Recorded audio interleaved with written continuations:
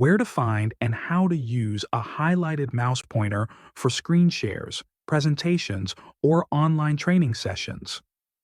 First, go to Microsoft.com. Type highlighted mouse pointer in the search bar. As you can see, there are several to choose from. Some are free, some not. You can try different ones to see which is best for you. For this video, we will select Mouse Highlight. Click to download.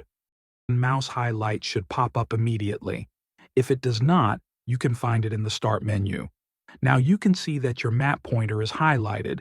You can adjust the settings. You can adjust the size of the highlighted circle, the opacity, and the color. You can also enable the Click Highlight feature, which will momentarily display a highlighted circle where you click on the screen. You can adjust the size, the opacity, the amount of time the highlight appears on the screen, and the color. Click to apply your settings and you're ready. To remove the highlight from your mouse pointer, simply exit out of the application. Open it again whenever you need it.